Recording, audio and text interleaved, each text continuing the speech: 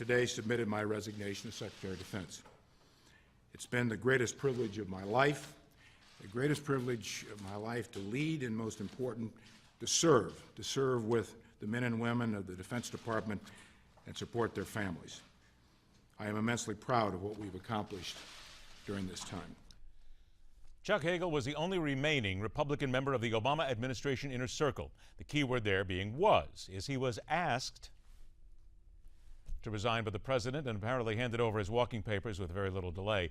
Is this all about military war skills or a president who still refuses to see the forest for the terrorist trees? Let's welcome back to MidPoint former CIA intelligence analyst, one who understands what really happens behind those closed beltway doors. Lisa Ruth joins us in studio. Well, let's see. I really hate doing air quotes, but I had to do it this time simply because asked to resign. Again, we're on the outside looking in, but because he had basically gone against the administration in so many ways, I just get the feeling here that this was a you're out, you're not doing it my way, end of story. According to the Washington insiders I've talked to, it wasn't a surprise that it happened, although when it happened was a surprise. And what they tell me, we're seeing this in the media now, during cabinet meetings, for example, he never said a word. He was clearly not, you use the term inner circle, he's on the outside of the inner circle anyway. They say he really didn't have the kind of influence we've seen in the past, and he really didn't provide the kind of, I guess he did provide leadership, but he wasn't close to Obama. If you see, Dempsey has taken that role a lot more, and of course we know Valerie Jarrett. But what happened, I think you're exactly right. Back in October, CNN reported that he told Susan Rice, we really need to do something different in Syria. We need to ramp up in Syria. We need to look at the Assad problem before we start looking at ISIS. Well, that doesn't play with the administration. And then the quote I love, what he said about after Obama called ISIS a JV team. You know, what you remember he said, ISIS is an imminent threat to every interest we have. And then he said, this is beyond anything we've seen. Completely contradicting Obama.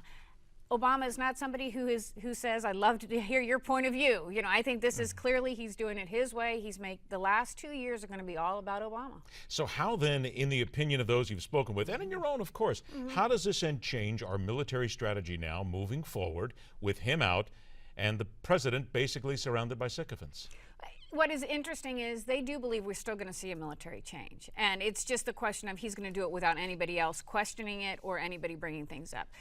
The sense in Washington right now about the people I talk to is he is, despite not putting boots on the ground, keep in mind that he is putting boots on the ground. He's moving towards this increased military activity. However, even though this is sort of what Hagel says, Obama doesn't want to do it because Hagel said it. Obama wants to do it because Obama said it. I know, wait, there's the key right here. So are we getting to the point where he'll put a little space between himself and Chuck Hagel's time and then eventually say, we've made the decision and my advisors here, which would then indicate to people that, or at least he'll try to indicate, there was no Republican influence? I think that's, and I do think one of the biggest other points that you made initially on the lead-in, this was the last Republican, even remotely on the inner circle. This is the last Republican that was there. Obama has made a real shift, and I think this was the final ferreting out.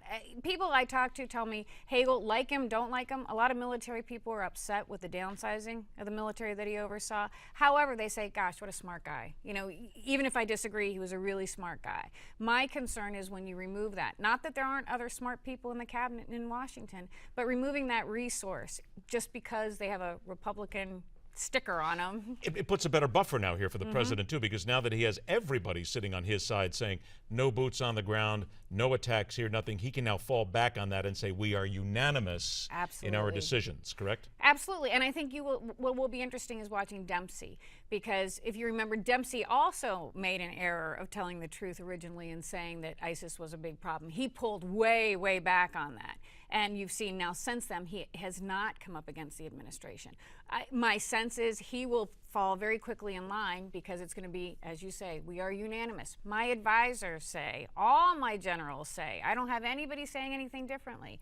And that's a really dangerous place to be in, actually. I don't know why, but all of a sudden in my head just popped up the vision of the Dr. Strangelove entire circle sitting around basically telling the president everything he wanted to see, everything he wanted. Where is George C. Scott when you need him playing that one general? We just can't find him anymore. All right, we got to talk about some other things too on the foreign side. We return with former CIA analyst Lisa Ruth. We will head to the foreign sector, including a somewhat shocking thought about Israel launching a first strike against a pre-nuclear Iran, and some interesting words about Benghazi. And at 51 minutes after the hour, those Lindsey Graham comments on Benghazi lead off a somewhat raucous edition of the Sunday Sounders from the Political Talkers right here on MidPoint.